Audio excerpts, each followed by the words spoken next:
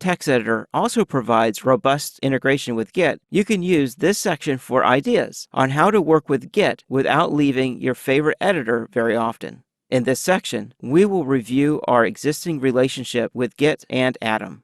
Then, we will explore Atom's provided Git integration. Finally, we will enhance Atom with more powerful Git plugins. Even if you plan to use the Git command line or graphical clients as your primary way of working, the text editor Git integration can provide a compelling development workflow and bridge between the terminal and graphical processes. Welcome. In this video, we're going to review some of the Git features included with the Atom text editor. So far in this course, we have used the Atom text editor in conjunction with our Git source control tools. That's been with the Windows Explorer or from within Git Bash. If you notice closely, Atom exposed many of the Git integrations directly in the text editor. Let's take a quick look at some of them now. Let's return to the website project we were working with before. I'm going to open up Git Bash and then go to the website project within our projects folder. From here, let's open up Atom. Once Atom is open, we should have our projects folder expanded out in the tree view. Most of the files you'll see are grayed out because there's no changes to them. However, the README file has an orange tint to it, which signify there are changes in this file that are not reflected in the Git repository yet. When we click on the file, the text editor pane will open up with the contents of the README file. When we focus our mouse onto the file, the status bar at the very bottom will update to reflect the current status of this file regarding our Git repository. Let's make a few more changes. Since I'm updating this file, changes to existing lines in the file are notated by a yellow marker. When I deleted lines, there's a red triangle that signifies that something at this point was deleted. Let's save our changes. And hop back over to Git Bash, and I see that we have our modified file, which mirrors what we see in the tree view of our project back in Atom. When we commit the changes, once we return back to Atom, we see that the status for the README file has been updated to reflect the fact that all the changes are now saved in Git. That is, our README file doesn't stand out to any other file that's in our repository. Great, let's make a few more changes. I've made a few changes to this README file again, and once again, the status has been updated to reflect that there are changes to this file that are not yet saved in the Git repository. However, let's say that I want to revert these changes, so I'm not really ready to save them. To do that, we can access many of the commands available within Atom using the command palette. To access the command palette, use Ctrl-Shift-P. Once the search box comes up for the commands we want to issue, search for head. One of the options should be to check out head revision.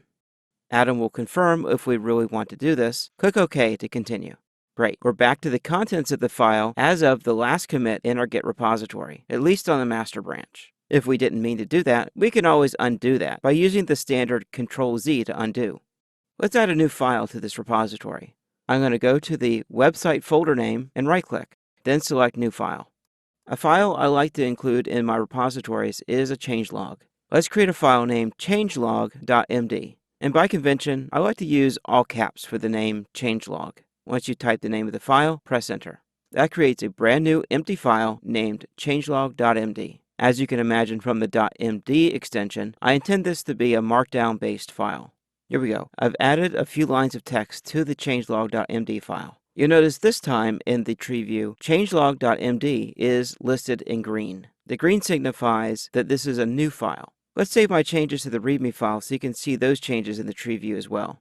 So we see the difference. The white or gray means that there are no changes. The yellow, or sort of an orangish color, means there are changes not yet saved in the Git repository. And green means this is a new file, or something not yet added to the Git repository. Now, I've done a Git status in Git Bash, but we can have an equivalent type of functionality directly from within Atom. And we can access that by using the keyboard shortcut Ctrl-Shift-B. That gives us a listing of all files that are modified in the Git repository. That is, we have our changelog, which is new, and you can see that indicated by a plus mark, and the readme.md file, which has a marker of the square with a circle in it, signifying a modification. We could also use this to navigate to any of these files. For example, we could close both files, use Ctrl-Shift-B, and then select the file we're interested in editing. You'll notice in the far bottom right-hand corner of the status bar for Atom, we see that we have +10. That means there are 10 lines that are new, basically the entire file. If I switch to a different file, say the README file, I have a different status. Instead, we have 2+ and then 2-, signifying the types of changes that are in this particular file. If I hover my mouse over the status indicators, I get a more verbose explanation of what this actually means. Next over, the one with an arrow means that we are one commit ahead of our upstream repository. And then, of course, we go one more over, and it tells us we are on the branch of master. As we move around, this will change to reflect the current branch we're on. It's a nice way of keeping track of where we're at on our repository. If we go over a little bit more, we see that Atom has detected this is a Markdown file, and by default, it wants to use the GitHub flavor of Markdown. We're using the UTF-8 character set for our file, and currently this file, since I created it using Windows, has the standard carriage return line feed endings that are common with Windows files. If we hop back over to our README file, it actually has just line feed, which is the standard Unix style line ending. We currently have Git configured so that it will automatically convert the line ending for us upon commit. However, I can change the line endings directly from within Atom. By clicking on the carriage return line feed, which signifies the current line ending, gives me the option to change to a different one. The other choice is simply line feed. Great, we just changed our line ending to match all the other files we have with our repository. Welcome. In this video, we're going to continue looking at Atom and the built-in Git and GitHub features. So far, we've looked at the Atom built-in Git integration. There's a few other aspects of the Git integration that works directly with GitHub. First, we'll notice that the folder icon for the root project that's listed in the tree view, if it is a Git repository, will have a unique icon. And we can see the difference by adding another project folder to this Atom session. If we go into the tree view and right-click in an open area, then select Add Project Folder. And you go up a level and then select the Projects folder. The Projects folder itself is not managed by Git. Therefore, it is just a standard folder. Let's collapse both side by side. The website folder is a Git repository, whereas the Projects folder is not. For now, I'm going to remove the Project folder, so we're back to just website. There are several GitHub-related features built into Atom, and we can access them through the command palette. Control-Shift-P. Now, simply type GitHub. Doing so will show us a list of available GitHub-related options. Let's start off with the most basic of one.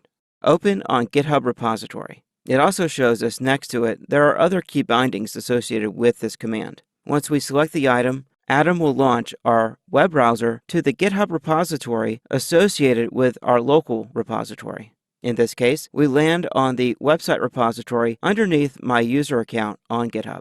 Great. Let's try out some of the other GitHub-related features in Atom. Let's return back to Atom, and then with a file that we know exists in GitHub, for example, readme.md file, call up the command palette, Control-Shift-P.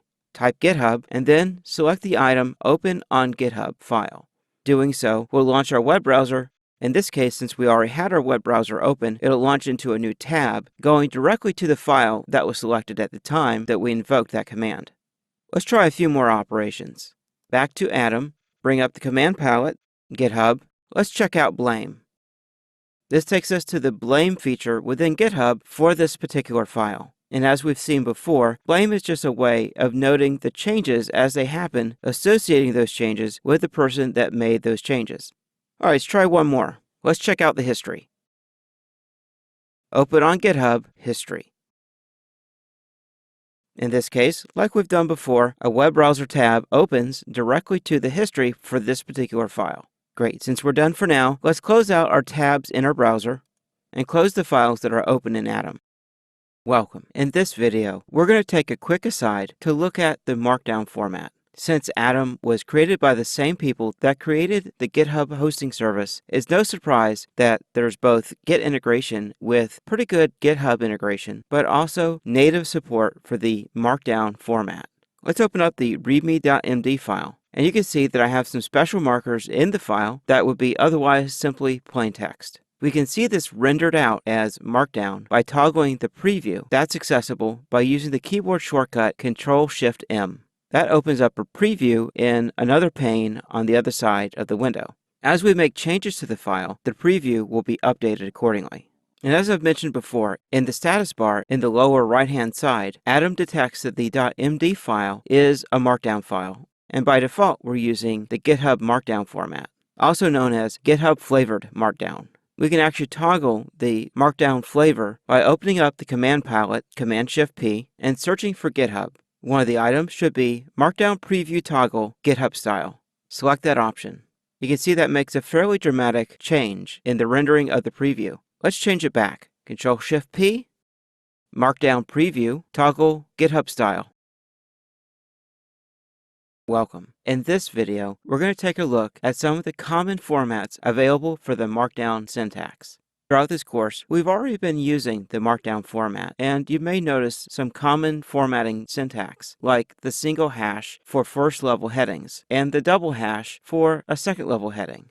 In particular, the Markdown format supports an alternative syntax for first and second-level headings. For example, in the README file, if we take out the single hash, you can see that the formatting goes away instantly in our preview. We can use the double equals right underneath the text we want to make a first-level heading. Notice that the equal marks across do not have to match the number of characters for the line it's supposed to be modifying, although for cleanliness' sake, I do like to keep things equal. Second-level heading has a similar alternative. Instead of the equals, we use a dash. Now for third-level heading, we don't have an alternative syntax, but we continue the number of hash marks. That's the third-level heading. That's the fourth-level heading, fifth level, and finally the sixth-level heading. All these headings mirror their corresponding counterpoint in HTML. That is, the first-level heading is equivalent to the H1 tag, all the way down to the sixth-level heading, which is equivalent to the H6 tag. We've seen before the use of ipsum lorem. If I select this and then delete it, I'm going to recreate it again. Atom provides a really nifty shortcut. All I have to type is lorem, and underneath it says, oh, you might want to do some ipsum lorem. To activate it, you press enter, and it will expand out a paragraph of ipsum lorem Latin text. This is fairly common filler text, which can be useful at times. There may be times when we want to italicize a word. We can do that with either a single underscore surrounding a word or a single asterisk. Here, in the first paragraph, I have README in italics, using the single asterisk approach. Then, needed at the end of that sentence uses the single underscore approach. There's also a snippet for it. That is, when we're typing our sentence, we can use a snippet to add the italics as we type. Just like italics uses a single asterisk or a single underscore, we could do a double asterisk or a double underscore to make something bold. Here, I made the word updated in bold. There's also a snippet for this as well, so we can do the same thing we did before by adding in the bold text while we type. There's also a quotation that corresponds to the block quote in HTML. To do that, we use the common nomenclature with a single greater than sign ahead of the text we want in quotes, which is a formatting technique we often see in email. There's also a facility for quoting source code. There's actually several ways of doing that. First, we simply indent by 4 characters. Let me introduce the source code. Then indent 4 characters using spaces. 1, 2, 3, 4. You can see in our preview that the source code that is indented by 4 spaces is in its own formatted text block, usually being represented by some type of monospace font. Another way is to refer to source or commands inline by simply using backticks to denote a type of command within your text. For the sentence, the mv command is used to rename files. I put backticks around mv to denote that it's a command. Welcome. In this video, we're going to continue looking at Markdown syntax using Atom. So far, we've gone over the basics of the Markdown syntax. Let's look at some of the more advanced syntax for Markdown. Find a spot in our README file, and we'll continue making changes. One of the things that you can do with Markdown is provide links. For example, we want to link to Google. I can do that with the L shortcut. So now I have a link to Google directly within my README file. In the preview, I should be able to just click on this to go to the Google website. All right, I'm going to close the browser. The way we have this link set up is known as an inline link. There's another syntax for inline links that we can use if you don't want a label associated with it. You just want to provide the URL in plain text, and that also becomes the link. You do it like this. Surrounded by the greater than and less than signs, we put the website address we want to turn into a hyperlink. In the preview, we end up with the same results. However, there are times when we want to use the same link over and over again, and there's an alternative syntax for links called the documentation format. We can start off with the link shortcut since it's really not that far removed from what we need to do. The first of the square bracket is the label we'll use for referring to the link. I'll call it Google. Then after the square brackets, we do a colon. You'll notice the moment we put in the colon, Adam recognized it as a document style link and hid it from our view. Then the web address for our link. Within our parenthesis, we'll put in double quotes a title for the actual link. Now to refer to this link, we can do it like this. The text we want to turn into a link, we surround in square brackets, followed by another set of square brackets that is the actual label of the link we want to use. You'll see in our preview, we render out the word Google as a hyperlink, and when we mouse over it, we see our title, the Google website. Again, clicking on the link takes us to Google. There's also a similar shortcut for images. Type IMG, and we can do an embedded image. It follows the same syntax as our links, except it precedes itself with an exclamation point. I don't actually have any images to show at this point, so I'll delete that, and I'll leave that as an exercise for the student. Using Markdown, we can also set up rudimentary tables. As you type table, the snippet should appear in the listing, press enter, and we start off with a very basic table. We have heading 1 and heading 2. In the rendering, you can see that heading 1 and heading 2 are in bold, and then item 1 and item 2 are not. The colon marker signifies how to align the text in the column. With the colon on the left-hand side, we are left aligned. However, if I move the colon to the right-hand side, we now become right aligned. And having colons on both sides will align to the middle. For now, let's leave it as left aligned. Let's add one more row. I can simply add in the pipes to separate our columns. In my second row, I decide to use row 2, column 1, then row 2, column 2, so that we can see where we are in the table. As you can see, I don't have to format my text in order for the table to work. However, sometimes it is nice to add a little extra padding so it's a little easier on the eye when editing the source directly. Finally, there's the notion of fenced code blocks. I've already covered how to do code blocks by indenting by 4 spaces.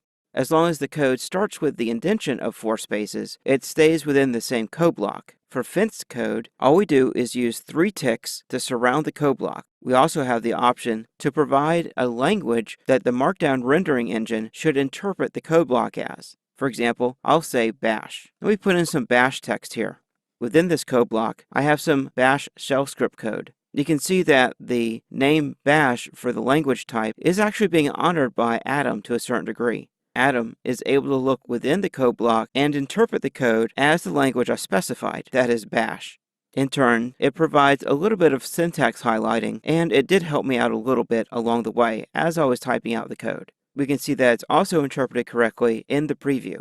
Great, now that we're done making our changes to this file, let's save it and then push up our changes to GitHub. Now that I've saved the file, let's close our preview since we don't need it any longer. Then return to git bash, and I only want to add the readme file right now. Git add readme. I'm going to use the commit message update readme with markdown examples. Now let's push our changes up to GitHub. Git push origin master.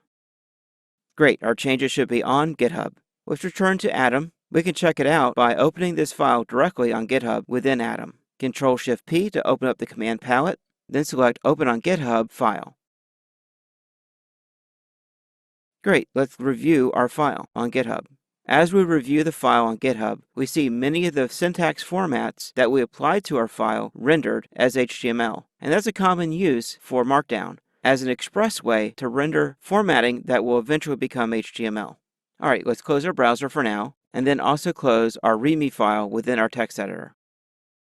Welcome. In this video, we're going to install a terminal into our text editor. So far, we've been using the Git and GitHub integration built into Atom. However, we still sometimes have to jump back over to our terminal program, in this case git bash, to execute the basic Git commands, like adding and committing our files. We can solve some of that by embedding a terminal directly into our text editor. To do that, go to File, then Settings. Find the item Install. Under Install Packages, type the keyword Terminal, then press Enter. This will bring back a listing of all the terminal-related packages. Packages are a way of extending Atom. Basically, they're like plugins that you install that provide additional functionality. The first item happens to be the one that we want, which is the Platform I/O IDE terminal. You can also see it's fairly popular with over 350,000 downloads. Click on the Install button to install that particular package. Once our terminal package has been installed, the install icon will go away and will be replaced with several options. One is disable, if we need to disable this package for some reason, uninstall in the unfortunate event that we don't like this package, and finally settings, which is where we will go to now. Doing so brings us to the settings page for the Platform I/O IDE terminal package. At the top, it tells us that we've added almost 2 seconds to our startup time. That's important to know because Atom has to load all the plugins each time you launch Atom. So the more plugins we add, the longer the startup time will be for Atom. Let's scroll down and find the item Shell Override. If we don't provide anything in here, by default it will use PowerShell. That's not a bad shell, but that's not the one I want to use. Instead, I want to use the bash from our Git Bash installation. Open up File Explorer and we'll go find it. Go to the C drive. Then I know it's under Program Files, then under Git. Then it's within the bin folder. We want the bash exe file right here. Click on the address bar, which will change to the traditional path for this current location in File Explorer. I'm going to use Control-C to copy that path, and then return to Atom. Go to the shell override and replace the current value by pasting in the path to the bin folder within our Git installation. Then at the end, add an extra slash, and then bash.exe. Great. Let's see if there's anything else we want to change here. There's plenty of documentation on how to use this package. So take a few moments to review this, as well as any other changes you want to make to this particular package. Alright, great. Now that we're done making our changes, don't worry about saving it because everything's already saved. Each time we change a setting, those settings are instantaneously saved. So we can simply close our settings panel. Now, to invoke the terminal, we can toggle it by going to Packages, then go to the Platform-IDE-Terminal and selecting the item Toggle. You can see also that we have a shortcut, Control backtick. Great, it looks like it invoked Git Bash directly from within Atom. Let's try that keyboard shortcut out, Control backtick. But while I'm here, let's do our Git status.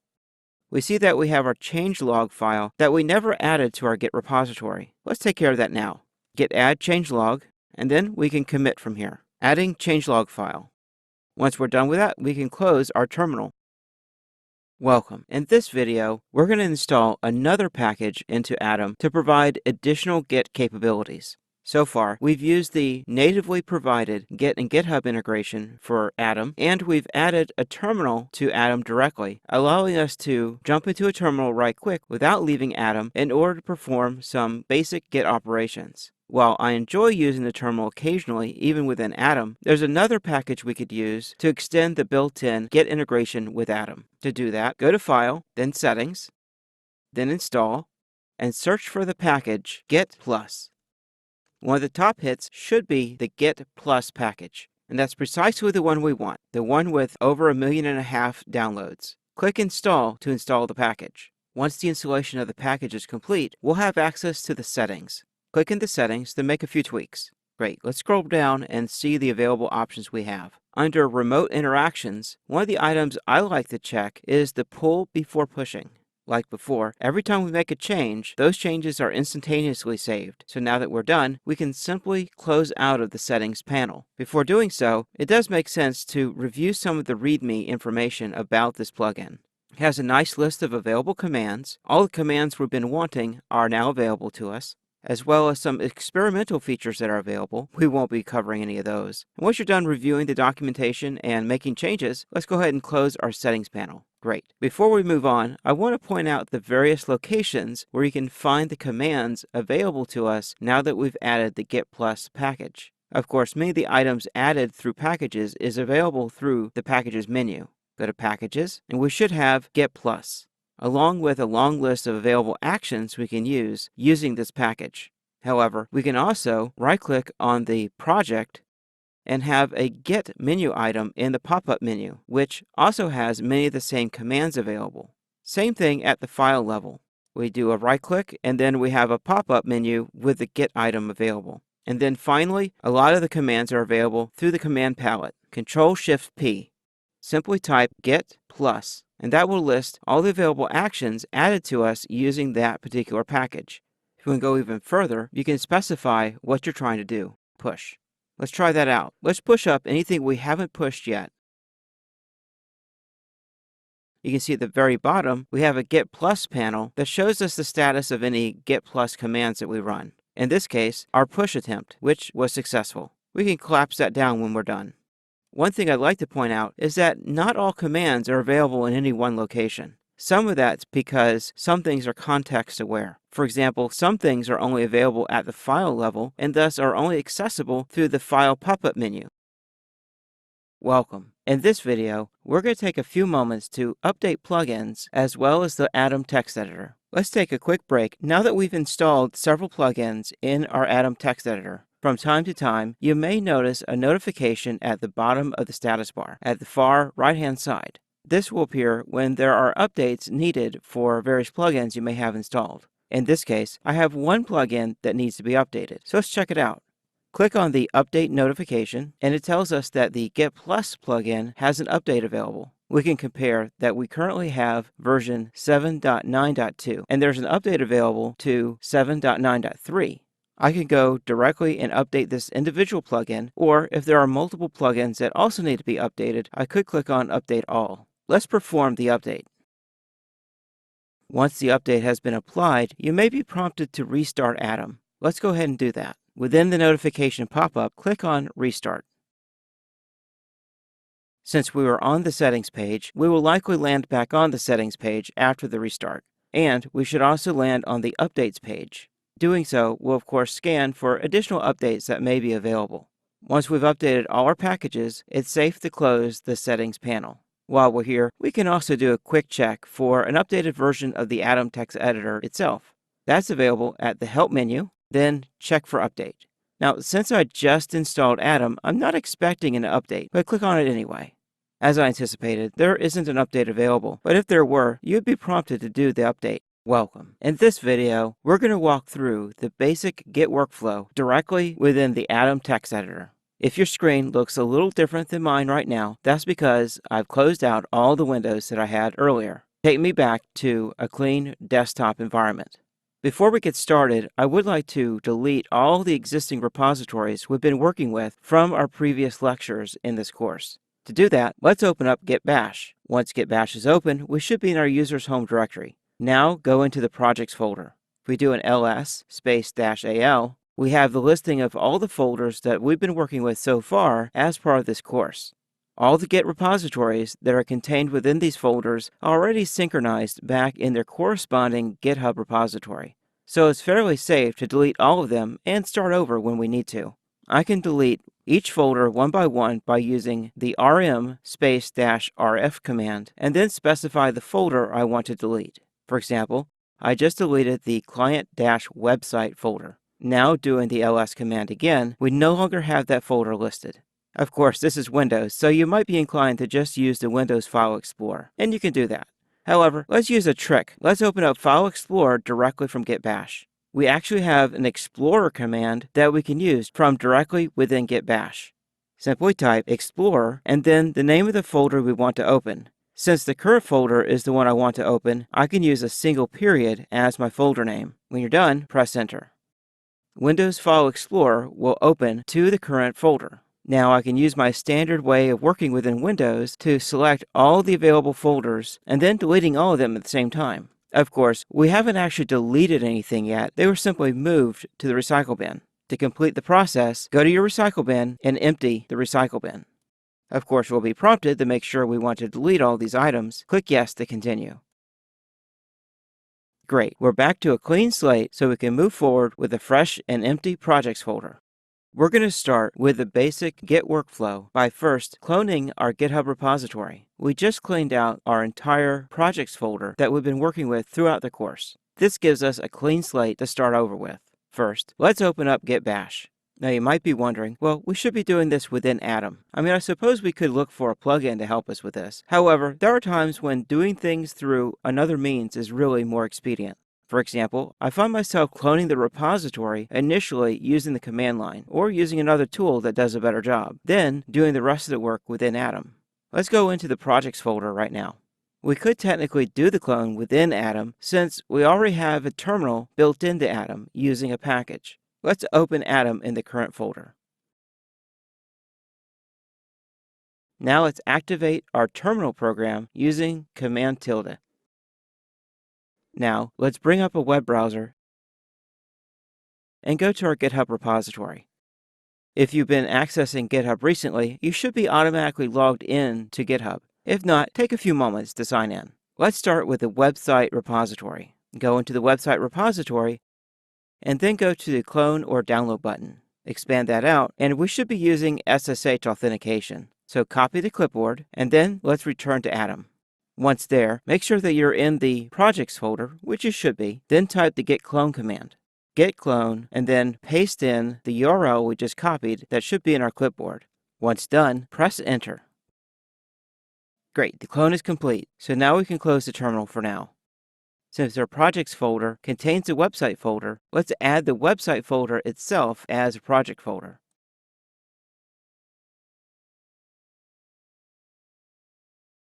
Great. Now we can close the projects folder.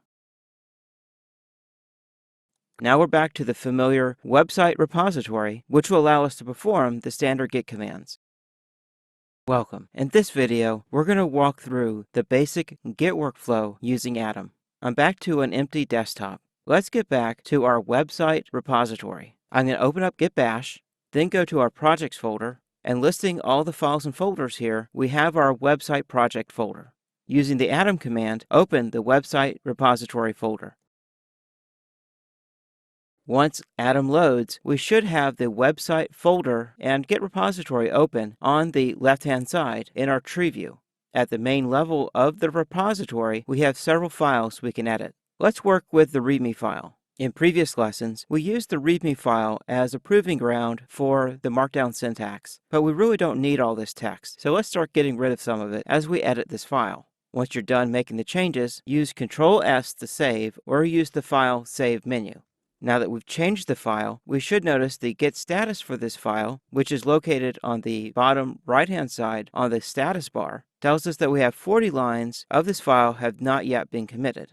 Great. Now let's stage this file. If we go back to our tree view and then right-click on the README file, we should have a Git menu. We have the option to add and add plus commit, as well as several other options we can use. Of course, if we start with the basic process, we're just going to add for now. Once we've added, Git plus should show a nice little pop-up confirming the action. In our status bar, we should now have a Git plus status icon. That allows us to toggle the Git plus console output. Great. Before we move forward, let's compare the changes that we made. You can right-click on the file, and one of the options should be Git diff. In another panel, we should have the results of a diff. Sometimes this is not easy to see, so we can move it over to the side.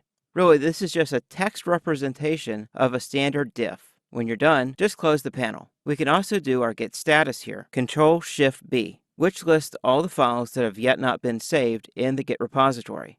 Alright, let's go ahead and proceed forward with committing the change. We can use the same approach of right-clicking on the file, but we can also use the command palette to search for the git commit action. Ctrl+Shift+P, that brings up the command palette, and simply type commit. The item we want is the git plus commit. Below, we're prompted for a commit message, updating README within Atom. When you save the commit message, Git plus will proceed with the commit. Great, now we should be one commit ahead of master. If we go back down to our status bar, we have a status icon that tells us just that we are one commit ahead of upstream. Upstream is just another way of saying the remote repository from which we came. Alright, let's make a few more changes to a different file. Let's go to the humans.txt file. And at the end, I'm going to use the lorem snippet to fill out some text here. Once that's done, let's stage the file that we just changed. This time, I'm going to use the Git plus menu item under Packages, and then Add. Once again, Git plus confirms the action. Let's say that we really didn't mean to use ipsum lorem in the humans.txt file. After all, that's not really what the point of this file is for. Well, we have this file as staged, which we can confirm with Ctrl+Shift+B. We have our staged file, so let's unstage the file. We can do that by selecting the file, going to the Git menu, then Git unstage. Once again, Git plus confirms this action. Well, the unstage will unstage the file. That is, it removes this file from the Git staging area. However, the changes we just made are still within our working folder. Of course, this is just a simple change that we made on the file that we can easily remove. In fact, we have this green marker showing that we've made new changes to this file. However, let's just revert the changes of this file entirely. Of course, this makes more sense if you have more elaborate changes you wish to discard. Right-click on the file, go to the Git menu, and then select Git Checkout. Now, of course, Git Checkout is also associated with changing branches, but in this context, when we're selecting an individual file, we're really saying that we want to revert the changes of this file and check out the last known good version of this file from the repository. Adam confirms that this is indeed what's going to happen. Are you sure you want to reset humans.txt to head? Yes.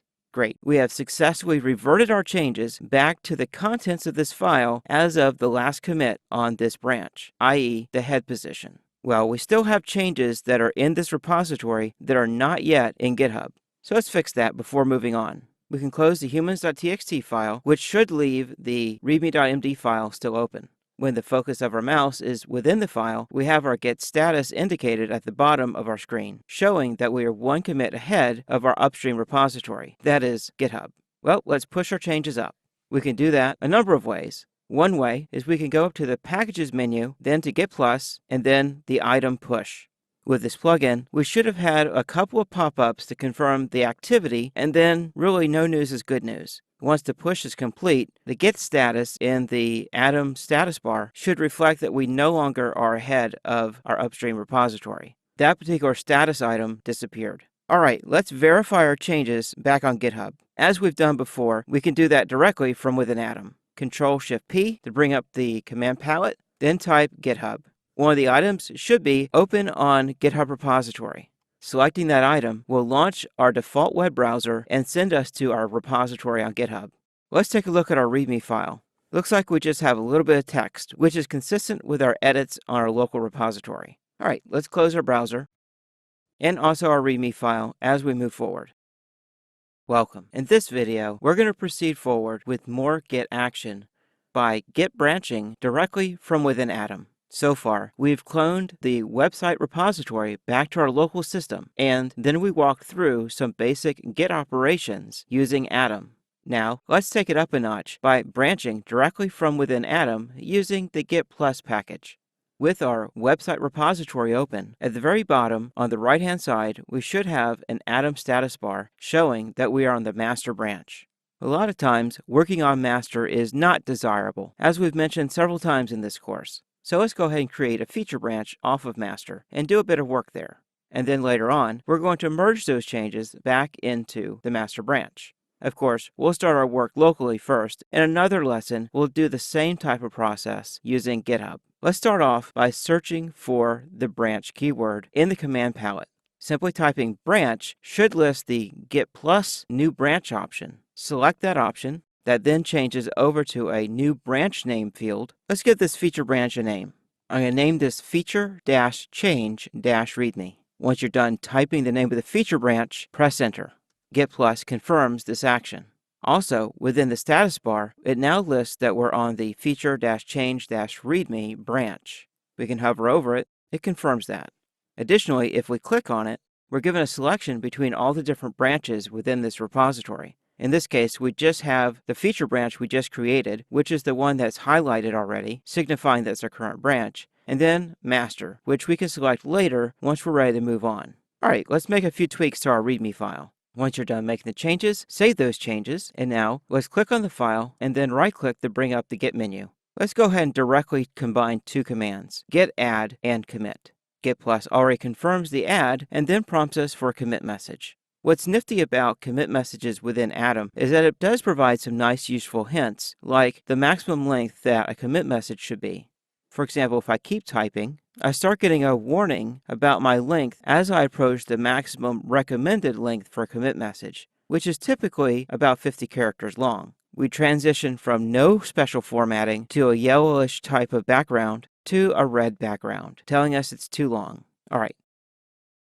So I've edited the commit message back into more reasonable limits. If you need to, you can actually just press enter and go to a second line. You can have multi-line commit messages without any problems. However, in order to have the maximum compatibility, I recommend each line stay no longer than 50 to 60 characters. Once you're done with the commit message, press Ctrl+S to save, or use any other method of saving the file. Once that's saved, the commit occurs, which Git Plus will confirm. Great. Now let's switch back to master. As I've mentioned before, go to the Atom status bar in the right-hand corner of it, where we list the name of the current Git branch. Hovering over it will tell us again which branch we're on. Clicking on it gives us the option to switch branches. Select master. Git Plus confirms that we've switched to master, and our Atom status bar updates accordingly. Before we proceed, let's take the opportunity to compare our branches. There are several ways we can do it, but one way is to click on the folder name, right-click, then go to the Git menu, then choose the option Git Diff Branches. Select the branch you want to compare, in this case, the feature branch we just came from. Doing so launches a Git diff and displays it below our current file. Once you're done, close the panel to continue. Alright, we're ready to proceed forward by merging the changes in from that feature branch. To do that, go to the command palette. Again, many of these options you can do multiple ways, and simply type merge. One of the items should be Git Plus merge. Once you select that item, you'll be prompted to select the branch you want to merge. Notice that master has current next to it. We can't merge into master because we're currently on master. Of course, we want to merge the feature branch, so select that feature branch. Once the merge is complete, you should notice the file contents have updated to reflect the contents from that feature branch. You'll also notice that you're still on the master branch and we're one commit ahead of the upstream. It's one of these examples of where no news is good news. Since we're done with that feature branch, let's delete it. Ctrl+Shift+P to bring up the command palette, do a search for branch, and find the item Git Plus delete local branch. Selecting that item provides our opportunity to select the branch to delete. Select our feature branch to delete that item. Once again, Git Plus confirms that action. Now if we go back and click on the name of the master branch, all we have listed is the master branch, since that's the only remaining branch for this repository. Welcome. In this video, we're going to walk through the process of conflict resolution when we attempt to merge a branch with known conflicts. In a previous lecture, we walked through the steps of branching and then merging in those changes back into master. Of course, doing so, we ended up with what's known as a fast-forward merge. That is, a merge without any type of conflicts. However, simplistic merges like that are not always the case, so you need to know how to walk through and resolve any conflicts when they arise. Since I've walked through this process many times before in other parts of this course, I'm going to move through this a little faster than in my previous sections. Because basically the process is identical, except that we're using Atom with the Git Plus plugin to perform all the actions. First, let's start off by creating another feature branch. Using the command palette, use the Git Plus new branch. I'm going to call this Big Trouble. And now we are in the Big Trouble branch, as confirmed by Git Plus. Also, the status updates to reflect that accordingly. Let's make some changes to our README file. I'm going to add some ipsum lorem to the end of the file, and then save it, and then proceed to commit these changes. Great, now that we've made those changes, let's proceed by changing back to the master branch. Great, now that we've switched back to the master branch, the contents of our README file has updated accordingly. I've added some text to the end of the README file once again. Adding text to the end of the README file in essentially the same location is almost guaranteed to give us a conflict. Let's save that. Once again, we notice the added lines with the green. Unsaved changes to the Git repo are marked by this yellowish orange. We can do the add plus commit, adding problematic changes. Save. Great. Let's try to do our merge. Ctrl+Shift+P to access our command palette, type merge, then select Git Plus merge. Select Big Trouble. And as you can tell, Git Plus tells us we have a conflict, which is problematic. Since this is the file with the conflicts, we see the Git conflict markers already embedded in the file. Of course, we can resolve this by simply modifying this file and then committing the changes. In order to proceed with resolving the conflict, I want to install another plugin to help me out. Go to File, then Settings, then Install, and search for Merge Conflicts. The top item should be the one we want, the package called Merge-Conflicts. Click Install to proceed with the installation. Once the installation is complete, close the Settings panel. For now, let's close the README file. Great. Before we proceed with resolving our conflict, there's one trick I want to show you. Sometimes you want to abort the merge. Perhaps the person that contributed the most to the conflicting files is out on vacation or otherwise unavailable. In a case like that, you might want to wait until that person becomes available again to assist you with the merge resolution. However, there really isn't any way to directly abort a merge. We go to Git. We see that there are several items available, but none of them quite match what we want to do. We just simply abort and deal with the merge later. If we go to Packages, then Git Plus, we do have one option that we can use. That's called Run. Run allows us to run any arbitrary Git command minus the actual Git command. Let me illustrate. Click on Run, and for example, Git merge, you would simply type merge. In this case, from our command line experience, we know that git merge -- abort will abort our merge. So simply leave out the git command and type merge space -- abort. Press enter will run the command, and then Git Plus will confirm that the command ran successfully. If we open up our README file, we should see that we're back to our original state back on the master branch. That is, we're free from any markers marking up any conflicts within the file. Alright, let's proceed forward with merging in our feature branch and then, of course, resolving any conflicts that may arise. This time, we can use the Packages menu, Git Plus, Merge, and then select Normal Merge. We're prompted for which branch to merge in, select Big Trouble, and we're back to our conflicting state. However, we just installed a plugin to help us with that. Go to Packages, Merge Conflicts, Detect. Now we have our Atom editor annotated with various elements of merge options, showing us the differences between the two states. Alright, let's select the winners and proceed forward. If we right-click on the file, we have an option to resolve conflict. This will give us an easy path to simply resolving the conflict. We can combine the two by using ours then theirs, or we can make other changes to this file directly before we commit our changes. Once we're done, we can click on Stage. Great, we've resolved our conflicts. Now what we need to do is confirm our changes by committing. Right-click, then Add plus Commit. Once the changes are saved, we are out of the conflicting state. Now let's push our changes up to GitHub. Go to Packages, Git Plus, then Push. Once that's complete, we can close the Git Plus panel. We should no longer be ahead of upstream, so now it's safe to delete our local branch. Open up the command palette, type branch, and select the item Delete Local Branch. Select Big Trouble, and if all is well, you should have a green message from Git Plus.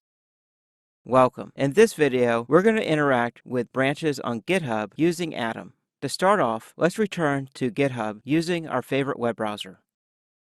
Go to github.com, which, if you've logged in recently, should log you in automatically. If not, take a few moments to sign in. Return to our website repository, and from here, let's create a new branch off of master, cool-updates. To make sure this branch is uniquely distinguishable from our master branch, let's make a change to a file directly using the GitHub interface. Let's edit our changelog. Click on that file to open it, then click on the Edit File button. Make a few tweaks within the editor, and then scroll down to the bottom to commit the changes. Keep the item selected to commit directly to the cool-updates branch. Commit the changes to proceed. Great. Now let's return to Atom. Since we've made changes on the remote side, that is, on our GitHub repository, we need to make sure that our local repository is aware of those changes. We can typically do that without integrating those changes quite yet by using the fetch commands. Within Atom, we can access those using the command palette. Simply type fetch. To make sure we get everything, select Fetch All. With that, hopefully, no news is good news. So now let's check out that remote branch. Once again, using the command palette, type in checkout. Then we're given the option Checkout Remote Branch. Select the item Checkout Remote. One of the items should be the new branch we just created, origin/cool-updates.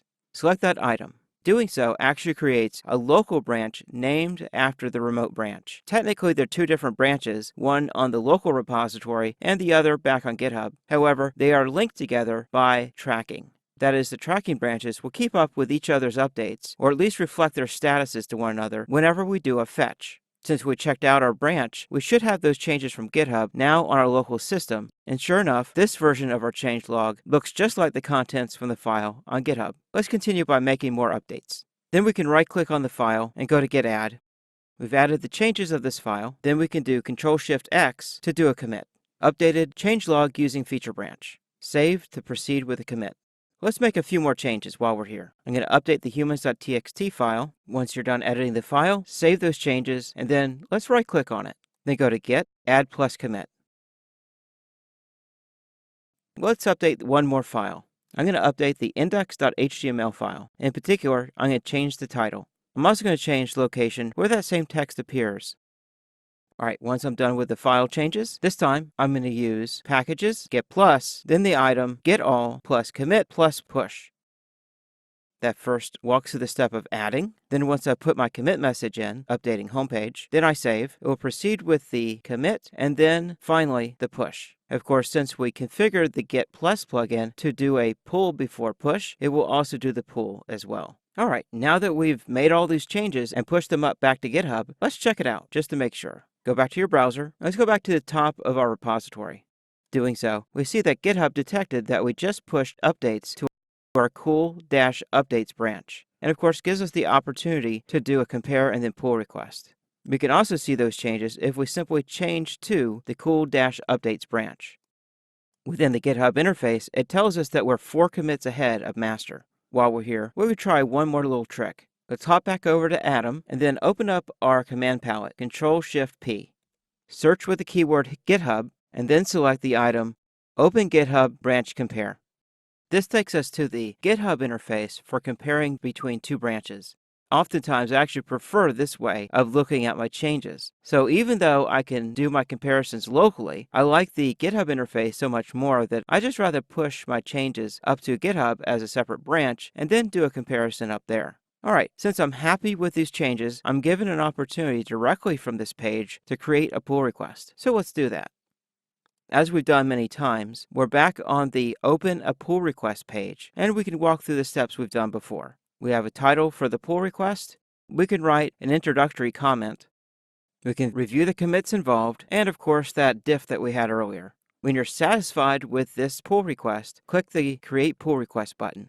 As we've gone through before, of course I don't recommend accepting your own pull request, but of course I don't have much of a choice in this case. So I'll pretend to be a lead developer or a peer that's doing the pull request review. I can see the commits involved, which I can also see from the Commits tab. And the Files Change tab provides that nice little diff view, so I can compare what the differences are. The main page is still the conversation view, which is the page that allows me to merge the pull request if I'm satisfied with it. Like we've seen before, we're given the opportunity to confirm the merge. Click Confirm Merge to proceed. Alright, now that the pull request has been successfully merged and closed, we are given the opportunity to delete the feature branch that was associated with this pull request directly from the pull request page. However, we're going to use a different mechanism for doing that a bit later. For now, let's close the browser. Back within our Atom text editor, we're still on the cool-updates local branch. Let's complete the cycle by changing back into master and then pulling down any changes that have been merged into master on GitHub. Click on the name of the branch, and that gives us the opportunity to change branches. Select master. Great, we switched back to master. Now we need to do a pull to bring in any changes that are waiting for us on the master branch on our remote repository. Right-click on the name of the repository, go to Git, then select the item Git Pull.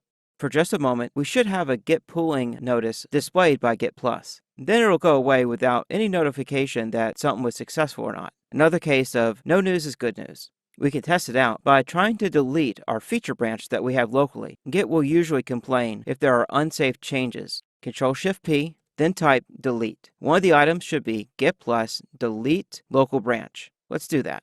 Select cool-updates. Git Plus then confirms that action. Since it was successful, that means there were no unmerged changes in that feature branch. Otherwise, Git Plus would have complained. However, we're not done. We only deleted the local branch. We still need to delete the remote branch. We can do that directly from within Atom via the Git Plus plugin as well. Search for delete, and one of the items for Git Plus is delete remote branch. Here, we should have the item origin/cool-updates. Select that item to delete that branch. We should have a confirmation that's been deleted. Let's go check it out on GitHub. Open up your browser. Go to github.com. Once again, we should be logged in again. Go to the website repository, and we can expand out the branch dropdown, which should only list master. The same information is also available from the branch page. Again, only listing master. Welcome. In this video, we're going to review our Git commit log, or history, in Atom. Throughout this section of the course, we've made a lot of changes to the website Git repository. Let's see if we can visualize the history with a Git log using Atom. Like a lot of the Git functionality, it's been added courtesy of the Git Plus plugin. Let's go to Packages, Git Plus, then go down to Log. That shows us the log of all the commits that have been happening on this particular repository. At the repository level, we can scroll all the way back in history to the very beginning of this repository. We can click on an individual item to display more information about that particular commit item. Basically the same information you would get from an individual commit log entry from the git log command. We have our commit ID, and then in this case, since this was a merge commit, we have the two commits that are associated with the merge. Of course, the author and any commit message associated as well. Clicking on other items, we actually have a diff with the previous version of that file. Once we're done with the git log from this direction, we can close that panel. There's another way to get to it, of course. With Git Plus, there are multiple ways to get to various items. Using the command palette, type git log. You can select the item Git Plus log. And that shows the same listing we had before of all the commits for this repository. We can actually narrow the focus of our commit log to a specific file we're interested in. Let's close this panel for now. Let's open up the changelog. I know we've had a handful of commits that are focused on the changelog. With that file open up the command palette. Then type git log and select the item git log current file. Now we have a git log that only involves the changelog file. Of course, with any commits that involve the changelog file, those commits may also involve other files, but all the commits listed at least contain changes that involve the commit log file. In a similar fashion, we can use git show. Open up the command palette and type git show. We should have the item git plus show. We're then prompted to ask which commit to show. If you don't have a particular commit in mind, you can simply use the default head. That is, just press enter. Let's do it again. This time, let's use head, which is what we get for default, but then use the reference syntax to upper carets. That is, we're going back 2 commits. That does the git show command as of 2 commits ago, relative to head. Once you're done, close out of that particular panel. For now, we're done, so let's close out of Atom. While we're here,